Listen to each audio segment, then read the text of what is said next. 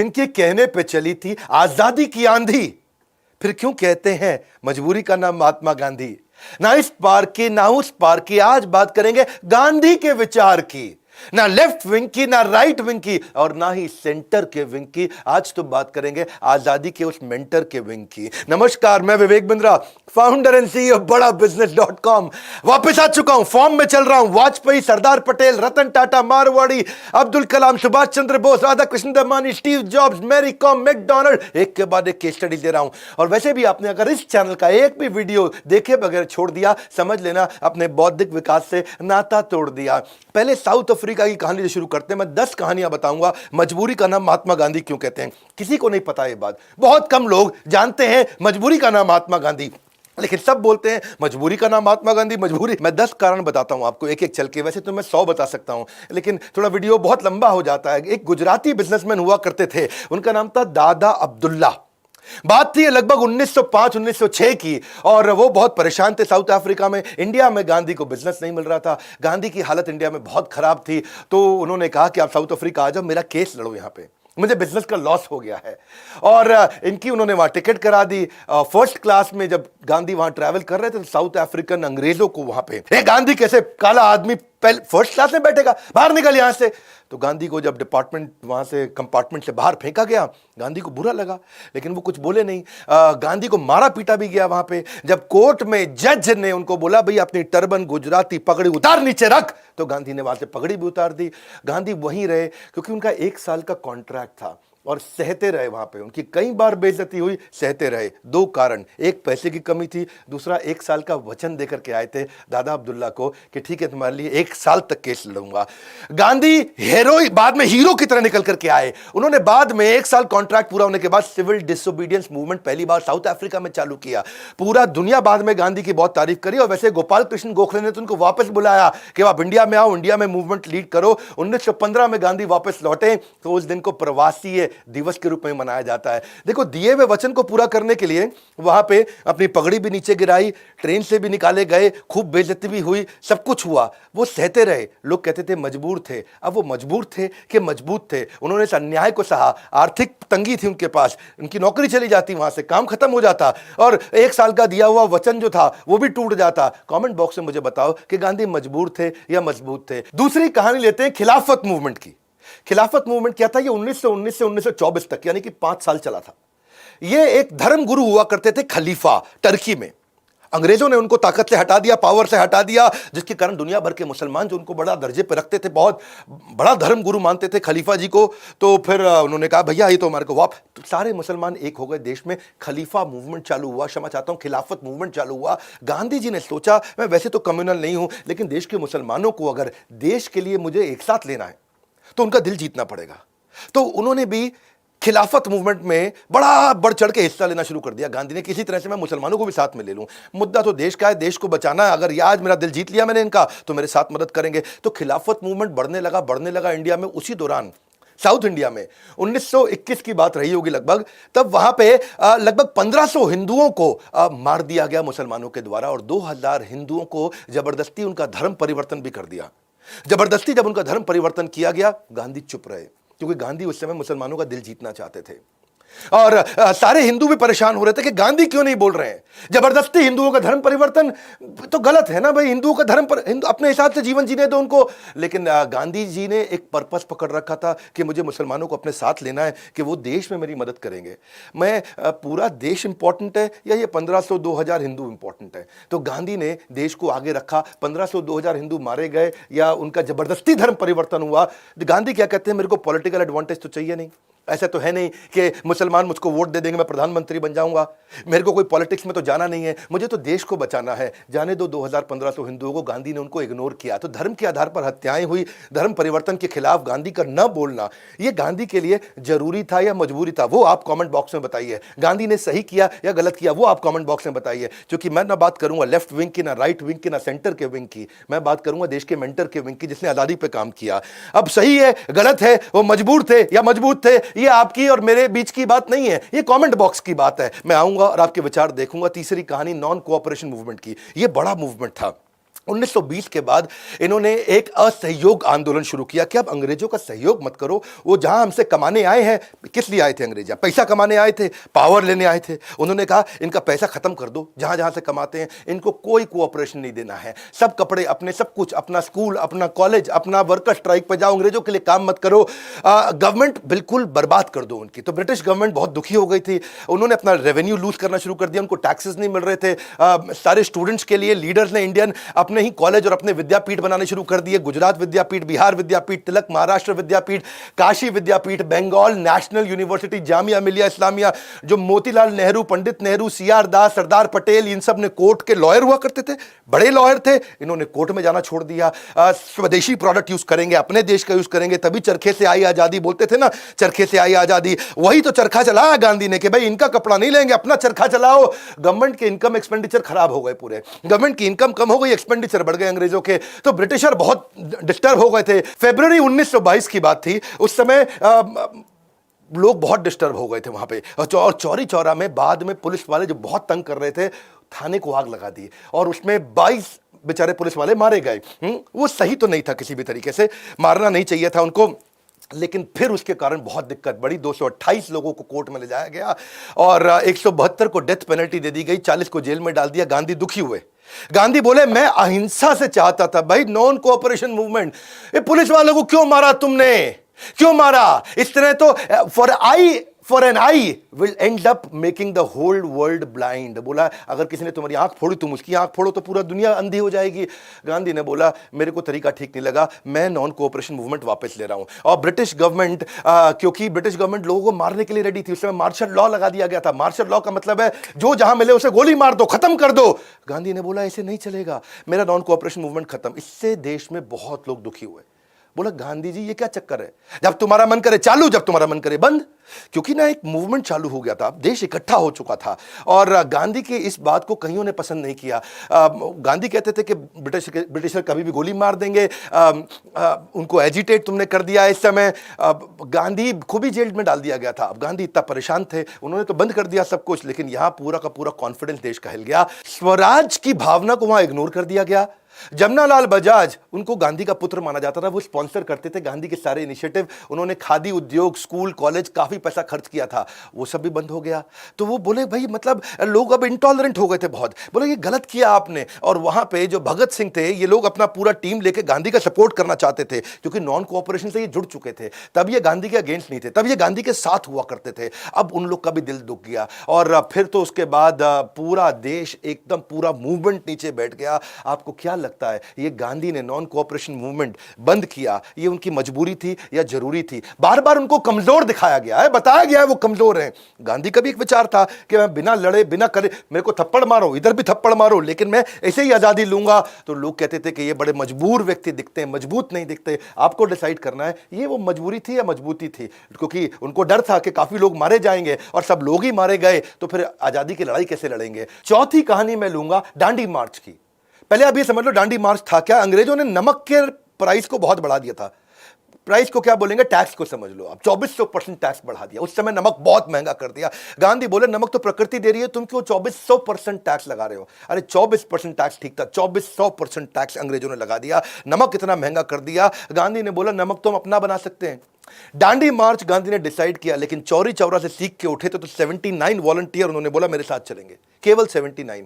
ये जो 79 थे सिलेक्ट किए थे उन्होंने, इंटरव्यू लिया था कि तुम मार खाने को तैयार हो? अंग्रेज मारेंगे रास्ते में, बहुत दर्द होगा तुम्हें, बहुत पिटोगे, पक्का नहीं है वापस जिंदा आएंगे कि नहीं आएंगे, मार डालेंगे हमें रास्ते में। तो 79 लोगों ने मान लिया कि हम मरने को भी तैयार हैं, और वो गांधी के साथ पिटने के लिए चले उस दांडी मार्च में। 12 मार्च 1930 को चालू हुई थी ये, और कई दिन तक चली, ये 5 अप्रैल तक चली थी, क्योंकि उनको वो टैक्स हटाना था। और उस दांडी मार्च 358 किलोमीटर की, गांधी चलते चले गए और खुद भी पिटे, चुपचाप कतार में लगे, सबको पिटवाते रहे, सबने मार खाई। लेकिन हुआ क्या, आगे चल के 79 थे, लोग आते गए रास्ते में, जुड़ने लगे, और आप हैरान हो जाएंगे कि 20,000 लोग ज्वाइन कर गए, बोलो हमको भी मारो, हमको भी मारो, और दांडी मार्च में आगे आए। अब देखो, इससे आंदोलन को मजबूती मिली, लेकिन खुद भी पिटे, औरों को भी पिटवाया, खुद भी मार खाई, दूसरों को भी मार खिलवाई। आपको क्या लगता है ये मजबूरी थी कि मजबूती थी? क्योंकि आपको पता है ना, मैं ना इस पार की ना उस पार की बात करूंगा, गांधी के विचार की। बड़ा बैलेंस्ड वीडियो है, कमेंट बॉक्स में आपको मुझे बताना होगा।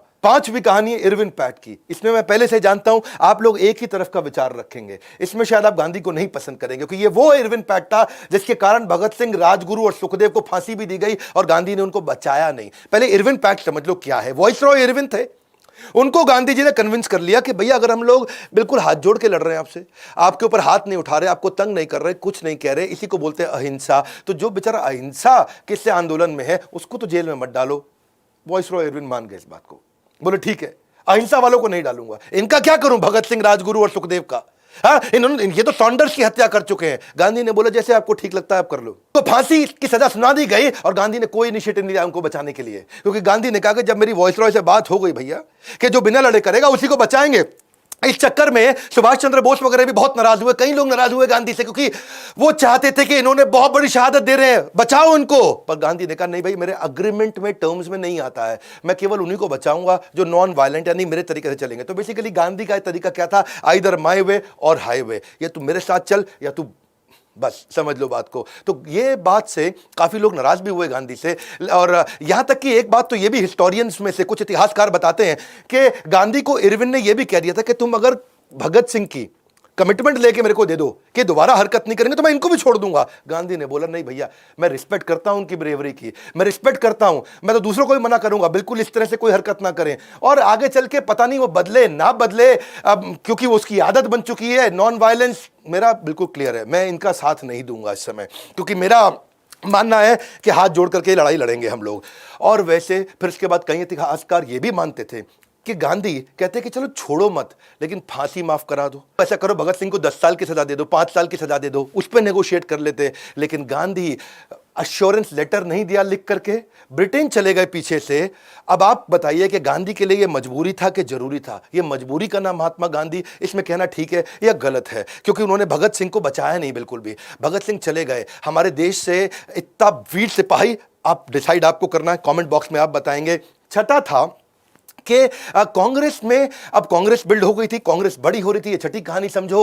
काफी सारे इनके जो हमारे प्रोविंसेस हुआ करते थे, प्रोविंशियल इलेक्शन हुए, बिहार, उड़ीसा, बंगाल, बॉम्बे, महाराष्ट्र, सेंट्रल प्रोविंस, आसाम, तो इसमें कांग्रेस जीतती चली गई और जो मुस्लिम लीग थी वो बेचारी हारती चली गई। कांग्रेस बहुत मजबूत हो गई, लेकिन कांग्रेस में आ गया करप्शन, और करप्शन जब बढ़ने लगा और सब लोगों ने बोला कि आपकी कांग्रेस में करप्शन, आपकी कांग्रेस में करप्शन, गांधी ने क्या बोला, बड़ी विनम्रता के साथ इस कांग्रेस को जमीन के अंदर गाड़ दूंगा, खत्म कर दूंगा। और दोनों को समझाया, पटेल, नेहरू, सबको समझाया कांग्रेस को बंद कर दो क्योंकि इसमें करप्शन आ गया है। पटेल, नेहरू बोले नहीं गांधी जी, अगर इस समय हमने ऐसा किया और करप्शन के चक्कर में इसको बंद किया तो मुस्लिम लीग फिर आगे निकल जाएगी, बहुत समस्या हो जाएगी। पंडित नेहरू ने अपोज किया, पंडित नेहरू ने बोला कांग्रेस तो मैं बिल्कुल नहीं हिलने दूंगा, ऐसी ही चलेगी। गांधी ने बोला लेकिन करप्शन बहुत है, फिर क्या किया जाए? उन्होंने कहा इस समय अगर हमने कांग्रेस तोड़ दिया तो पूरा देश टूट जाएगा, मुस्लिम लीग आगे आ जाएगी, हमें परेशानी होगी, अभी हम अच्छे से चला रहे हैं, हमको चलाने दो। कितना मर्जी करप्शन हो रहा हो गांधी जी, अभी नहीं छोड़ेंगे, अभी कांग्रेस मैं लीड कर रहा हूं, मैं लीड करूंगा। नेहरू उस समय अड़ गए बिल्कुल। तो फिर बाद में उन्होंने बोला ठीक है ऐसा करो, तुम्हें जो करना है तुम करो। गांधी उस समय भी छूट गए, गांधी ने उस समय करप्शन पे कोई इनिशिएटिव नहीं लिया और उस समय नेहरू उसको लीड करते चले गए। और फिर गांधी ने ये कहा एक काम करना, जब आज़ादी हो जाएगी तब कांग्रेस को तोड़ के दोबारा चालू करेंगे। नेहरू ने कहा ठीक, बात ठीक लग रही है मुझे, बाद में देखेंगे हम लोग। तो कांग्रेस में फैल रहे भ्रष्टाचार के बावजूद कांग्रेस को खत्म ना करना या कोई बड़ा मजबूत इनिशिएटिव ना ले पाना, इसमें भी कारण था। यहाँ पे वो कहते हैं भाई कांग्रेस टूट गई तो देश टूट जाएगा। ये मजबूरी थी या जरूरी थी? क्यों कहते हैं मजबूरी का नाम महात्मा गांधी? ऐसे इंसान जिसने चलाई थी आजादी की आंधी। 7वीं कहानी, जाने अनजाने में ब्रिटिशर्स का वर्ल्ड वॉर 2 में भी सपोर्ट कर दिया गांधी जी ने। हाँ, वर्ल्ड वॉर 1 में तो किया ही था, खिलाफ थे नेताजी सुभाष चंद्र बोस और बहुत से लोग, और सरदार पटेल भी नहीं चाहते थे कि हम ब्रिटिशर्स का साथ दें। वर्ल्ड वॉर 2 तुम्हारी लड़ाई है दुनिया से, अबे तुम हमको यहां मार रहे हो, पेल रहे हो, सूत रहे हो, और फिर भी हम तुम्हारा साथ दें। गांधी वैसे शुरू में तो मना कर रहे थे, लेकिन गांधी अपने मूवमेंट में लोगों को अट्रैक्ट नहीं कर पाए, तनख्वाह दे नहीं पा रहे थे, पैसे थे नहीं। वहां 25 लाख लोग भारत के अंग्रेजों ने अपने साथ जोड़ लिए। उन्होंने कहा भाई तुम हमारे, हम तुमको तनख्वाह दे देंगे, हमारे साथ आ जाओ। ये लोग उनके साथ जाने लगे। गांधी का मूवमेंट इतना कमजोर था, यहां भी मारो, यहां भी मारो, यहां भी मारो, यहां भी मारो, और इस चक्कर में यूथ उनके तरह अट्रैक्ट हुए नहीं। हालांकि गांधी ने बाद में एक नया मूवमेंट जिसको बोलते हैं क्विट इंडिया मूवमेंट शुरू किया, लेकिन जाने अनजाने में फिर उन्होंने वर्ल्ड वॉर 2 में उनको सपोर्ट किया अंग्रेजों को, उनको बोला मजबूती से यहां नहीं खड़े हुए, उन्होंने उनको समझाया कि अगर हम आपका साथ देंगे आप हमारा भारत छोड़ देना, आप प्लीज हमारे को आजादी दे देना। अंग्रेजों ने भी बोला ठीक है, अगर तुम मेरा साथ दोगे तो आगे चल के हम तुम्हें आजादी दे देंगे। गांधी फिर अग्री कर गए कि ठीक है, ये हम साथ देंगे इनका विनम्रता से, क्योंकि ये हमको आजादी देने वाले हैं, इन्होंने हमको वचन दिया है। पिटाई में बिलीव नहीं करते थे, अपने शत्रु का भी साथ देने में बिलीव करते थे। शूद्रम हृदय दौर्बल्यम त्यक्त्वा उत्तिष्ठ परंतपा, ऐसा अर्जुन को कृष्ण ने बोला था। हृदय दौर्बल्यम, दुर्बल हृदय मत बनाओ अर्जुन, त्यक्त्वा उत्तिष्ठ परंतपा, उत्तिष्ठ मतलब खड़े हो जाओ, त्यक्त्वा मतलब त्याग के हृदय की दुर्बलता को। लेकिन साथ में फिर कृष्ण ने यह भी कहा कि तुम्हारा हृदय कोमल है। गांधी भी कुछ ऐसे ही थे अर्जुन की तरह, उनका हृदय बहुत कोमल था और कोमल हृदय के चक्कर में शत्रु का भी साथ देने को तैयार हो जाते थे। सेकेंड वर्ल्ड वॉर में अंग्रेजों की मदद करना यह गांधी जी की मजबूरी थी या उनके लिए जरूरी था? ये मजबूरी या जरूरी, ये निर्णय आप लेंगे। लेकिन आठवीं कहानी ये मैंने पीछे एक बार बताई थी, उन्होंने पंडित नेहरू को प्रधानमंत्री बनाने के लिए चुना, जबकि सबने वोट सरदार पटेल को दिया। सबको पता है, सारे इतिहासकार जानते हैं, ये बात कई बार की जा चुकी है। सेकेंड वर्ल्ड वॉर के बाद ब्रिटिश सरकार कमजोर हो चुकी थी, बहुत कमजोर हो चुकी थी। उन्होंने बोला ठीक है, अब इतना कमजोर हो गए, हम छोड़ के जा रहे हैं। उधर सुभाष चंद्र बोस काफी अटैक करा चुके थे इंडिया में। तो जब ब्रिटिश सरकार ने कहा ठीक है हम जाते हैं छोड़ करके, एक अंतरिम सरकार बना लो, अंतरिम सरकार में सबने वोट दे दिया। किसको? वहां से पंडित नेहरू भी थे, पटेल भी थे, आचार्य कृपलानी, राजेंद्र प्रसाद, खान अब्दुल गफार खान, सब थे।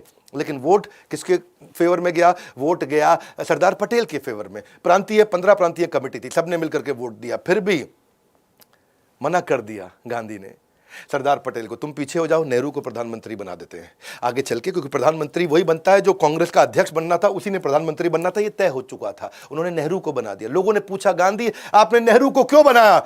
बोले नेहरू नाराज ना हो जाए, अगर नेहरू नाराज होगा तो कांग्रेस तोड़ देगा, कांग्रेस टूट गई तो अंग्रेज फिर से हमें कंट्रोल ना कर ले, कोई दिक्कत ना आ जाए। और नेहरू वैसे भी नंबर 1 की पोजीशन पर रहना चाहता है, नेहरू अंग्रेजी जानता है, नेहरू विदेश में बात कर सकता है, नेहरू ये नेहरू वो नेहरू ये। उस चक्कर में उन्होंने नेहरू को फिर से आगे लिया। जनता के खिलाफ जाकर के सरदार पटेल को आगे बढ़ाने की जगह, वो जानते थे सरदार पटेल मेरी सारी बात मान जाते हैं, उनको साइड किया। नेहरू का एक अपना स्टाइल है, वो बढ़िया सफारी सूट में आते, हाथ में पाइप लेके, गुलाब का फूल टांग के, अंग्रेजी में बात करते हुए अंग्रेजों के साथ नेगोशिएशन करते थे। तो गांधी ने कहा देखो इंटरनेशनल अफेयर ये संभाल लेंगे, कोई बात नहीं सरदार पटेल, भारत में तुम संभाल लेना। तो विरोध के बावजूद पंडित नेहरू को कांग्रेस में आगे बढ़ा देना, विरोध के बावजूद नेहरू को फाइनल कर देना, इसलिए कि कहीं कांग्रेस ना टूट जाए, ये गांधी की मजबूरी थी। ये गांधी के लिए मजबूरी था या जरूरी था, वो निर्णय आप लेंगे, क्योंकि गांधी के लिए हमेशा एक पर्पस था, एक कॉज था, जिससे वो जस्टिफाई करते थे उसको। गांधी वैसे बहुत मजबूत आदमी थे, जो इतनी मार खाता क्यों खाता है? अच्छा आप समझो, पीछे 20 करोड़ लोग आपके फेवर में, उसके बावजूद भी गांधी मार खाने को तैयार है, इसका मतलब टॉलरेंस थी उनमें, उन्हें बहुत अच्छे गुण थे। पर इन बातों के कारण कई बार गांधी का ब्रांड देश में इवॉल्व नहीं हुआ। गांधी आज भी हमारे देश के युवाओं के बीच में एक बड़ी इंस्पिरेशन नहीं है। 9वीं कहानी, सुभाष चंद्र बोस को उन्होंने बाहर करा दिया। सुभाष चंद्र बोस जीत चुके थे, सुभाष चंद्र बोस इलेक्शन लड़े कांग्रेस में सीतारमैया के अगेंस्ट, सीतारमैया गांधी बोले मेरा कैंडिडेट है। सुभाष चंद्र बोस उनके कैंडिडेट को कैसे हराए? 1375 वोट सीतारमैया को मिले और 1580 वोट सुभाष चंद्र बोस को मिले। तो जब इतने वोट मिले, सुभाष चंद्र बोस जीत गए, गांधी बोले ये तो मेरी हार है, सीतारमैया की हार मेरी हार है, क्योंकि मैं सीतारमैया के फेवर में हूं। सुभाष चंद्र बोस को गांधी पसंद नहीं करते थे। सुभाष चंद्र बोस का क्या, वो बड़े फेवरेट हो चुके थे और वो थोड़ा तुम मुझे खून दो मैं तुम्हें आजादी दूंगा टाइप्स थे। और गांधी जी कहते थे इधर भी मार लो इधर भी मार लो, लेकिन आराम से लड़ेंगे हम लोग, इस तरह नहीं लड़ेंगे। उन्होंने जीतने के बावजूद पूरी जान लगा के सुभाष चंद्र बोस को हराने के लिए उन्होंने जान लगाई थी। जान लगाने के बावजूद जब सुभाष चंद्र बोस जीत गए, तब बोला रुको। चंद्र बोस उनके आइडियल शिष्य थे, उन्होंने बोला मैं जानता हूं हमारे रास्ते अलग हो सकते हैं पर मकसद एक है। सुभाष चंद्र बोस बाद में विदेश चले गए, मैंने उन पर पूरी केस स्टडी बनाई, उन्होंने सुभाष चंद्र बोस को जबरदस्ती रिजाइन कराया था। इसमें मैं गांधी को विलेन नहीं दिखा रहा हूं, मैं उनकी विचारधारा बता रहा हूं। उनकी विचारधारा यह है कि देश में जो देश की टॉप लीडरशिप है उसके हिसाब से सब चलना चाहिए। ऐसा नहीं सुभाष चंद्र बोस अपनी ढपली बजाएं और नेहरू पटेल अपनी ढपली बजाएं और मैं अपनी बात बोलूं। तो वो चाहते थे कि भाई, इसलिए उन्होंने सुभाष चंद्र बोस को बाहर किया। ऐसा करना उनकी विचारधारा, ये मजबूरी था या जरूरी था, सही था गलत था, ये आपको देखना है। इतने में 10वीं कहानी ले लेते हैं, पार्टीशन का टाइम। पार्टीशन में क्या हुआ? पार्टीशन के टाइम में आपको पता है जिन्ना आगे आ गए थे, मेरे को अलग पाकिस्तान चाहिए, अलग पाकिस्तान चाहिए, अलग पाकिस्तान चाहिए। तो सारे इतिहासकार बताते हैं कि गांधी ने शुरू में अलग पार्टीशन का, अलग पाकिस्तान का विरोध किया, सबको खूब समझाया भाई अलग नहीं करो, अलग नहीं करो। वहां वाइसराय को समझाने चले गए, अच्छा माउंटबेटन को समझाने चले गए, भाई माउंटबेटन तू ऐसा कर, तू इंडिपेंडेंट कर दे, बंटवारे का हम आपस में बाद में देख लेंगे। माउंटबेटन ने बोला नहीं नहीं साथ साथ ही करते हैं भाई, साथ साथ करना पड़ेगा। अच्छा वो नहीं सुन रहे थे इनकी। फिर ये उसके पास गए जिन्ना के पास, भाई जिन्ना तू मेरी बात सुन, पहले अलग करा लेते हैं बाद में तुझे दे दूंगा। जिन्ना बोला ना ना ना ना, जिन्ना अभी यहाँ ग्रेट कैलकाटा किलिंग करा चुके थे, 5,000 लोग मारे जा चुके थे, कईयों को हत्याएं करा चुके थे, बहुत लोग बेघर हो चुके थे। तो जिन्ना इस समय बिल्कुल क्लियर थे भाई अंग्रेज हैं तो पाकिस्तान मिल जाएगा। एक बार इसको इंडिपेंडेंट करा दिया, बाद में ये पाकिस्तान देंगे नहीं देंगे कौन सुनेगा मेरी, कोई नहीं सुनेगा। वो माउंटबेटन को पकड़ के बैठ गए, देख भैया ऐसा मैं तो बैठ गया नहीं चौकड़ी मार के, मेरे को तो पाकिस्तान अलग चाहिए, अब भी चाहिए। बच्चे आइसक्रीम के लिए लड़ते हैं, वो पाकिस्तान के लिए लड़ रहा था। अब उस चक्कर में गांधी की बात ना सुने जिन्ना। फिर गांधी ने बोला मेरे दो बड़े प्यारे शिष्य हैं करण अर्जुन, नेहरू पटेल, इनको समझा देता हूं, ऐसा करो अलग नहीं करो, तुम इसी को दे दो पाकिस्तान। पाकिस्तान नहीं मतलब पूरा हिंदुस्तान, पूरा पाकिस्तान सब इसी को दे दो, बोलो तू ही प्रधानमंत्री बन जा। नेहरू को एकदम दिमाग हिल गया, ओ ऐसे थोड़ी होता है, इसको बना दो हैं जी। तो सरदार पटेल भी फेवर में नहीं थे कि ना ना ना जिन्ना को नहीं बनाओ। इन्होंने बोला बना दे जिन्ना को प्रधानमंत्री, बनने दे, कोई फर्क नहीं पड़ता, कम से कम भारत तो एक रहेगा, भारत एक रहेगा, टूटेगा नहीं। तो वहां नेहरू ने बोल दिया देखो ऐसा हमारी रियासतें अलग अलग हैं बहुत सारी, ये इतनी 500-550 रियासतें हैं और सब के सब नाराज हो जाएंगे क्योंकि हिंदू बाहुल्य राज है ये, बिल्कुल यहां गड़बड़ हो जाएगी। तो पूरा का पूरा सब ने जिसके पास जाए गांधी की कोई बात ना माने। गांधी की लीडरशिप वहां थोड़ी कमजोर दिखाई पड़ी। गांधी अपना हर बात पे अनशन पे बैठ जाते, अरे मेरी कोई सुन नहीं रहा, मेरी कोई सुन नहीं रहा। वही हुआ। उसके बाद फिर पाकिस्तान को अलग होना पड़ा, पार्टीशन को ना रुकवाना पड़ा। ये गांधी के लिए क्या था, मजबूरी था कि जरूरी था। गांधी जो पूरा आज तक लड़ते आ रहे थे यहां आके क्यों चुप बैठ गए। कई इतिहासकारों का मानना है कि वो चाहते थे कि नेहरू को सत्ता मिल जाए, इसीलिए उन्होंने अलग करवाया और इसके लिए कोई लड़ाई नहीं लड़ी, इसके लिए उन्होंने कोई शोर नहीं मचाया, क्योंकि वो जानते थे कि अगर जिन्ना को पाकिस्तान दिया तो यहां नेहरू आ पाएगा।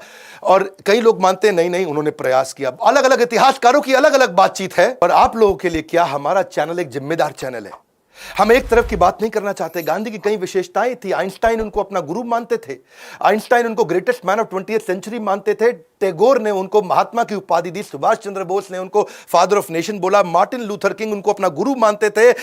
इनके सम्मान में सरदार पटेल ने पीएम का पद त्याग दिया।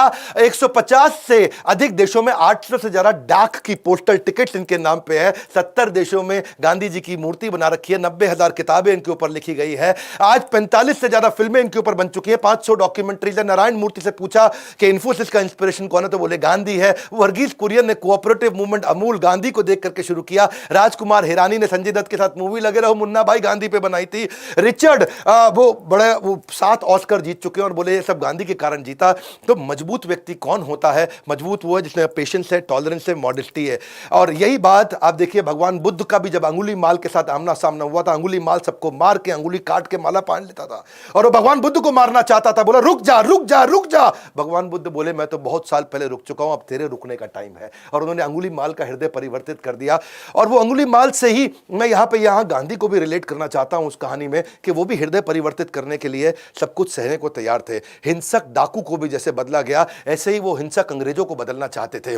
गांधी के जीवन में कई उतार चढ़ाव आए होंगे लेकिन उन्होंने सत्य और अहिंसा से समझौता नहीं किया। एक जिम्मेदार चैनल होने के नाते मैंने दोनों तरफ की बात रखी, यही गुण उनकी सबसे बड़ी मजबूती थी। सत्य और अहिंसा के थे वो पुजारी, कभी नहीं जिन्होंने अपनी हिम्मत हारी, सांस दी हमें आजादी की, जन जन है उनका आभारी। ये थे महात्मा गांधी। आपको निर्णय लेना है कि मजबूरी का नाम महात्मा गांधी या मजबूती का नाम महात्मा गांधी। मेरा काम है जिम्मेदार चैनल होने के नाते दोनों तरफ के पक्ष को रख करके आपको एक न्यूट्रल कंटेंट दे सकूं, world class content, solid content. मैं कभी भी इधर उधर की बात नहीं करता। अगर आपने मेरा बजट के ऊपर वीडियो नहीं देखा है वो जाके देखिएगा। हमेशा न्यूट्रल बात, ना पक्ष की ना विपक्ष की बात करेंगे, एकदम निष्पक्ष की। आप आइए कमेंट बॉक्स में मेरे साथ जुड़िए। आज मैं लोगों को कमेंट पढ़ना चाहता हूं, आपका क्या विचार है। नहीं है तो सब्सक्राइब नहीं किया, गेम कैसे चेंज होगा। अगर बिजनेस बिल्ड करना चाहते हैं तो मैंने आपके लिए एक सपोर्ट बोर्डलाइन नंबर बनाया जहां बिजनेस बिल्ड कर सकते हैं। badabusiness.com में हम आपका बिजनेस बिल्ड करने में मदद करते हैं। अब तक हजारों की कर चुके हैं, अब तक लाखों पार्टिसिपेंट अपने बिजनेस को ग्रो कर चुके हैं हमारे साथ में।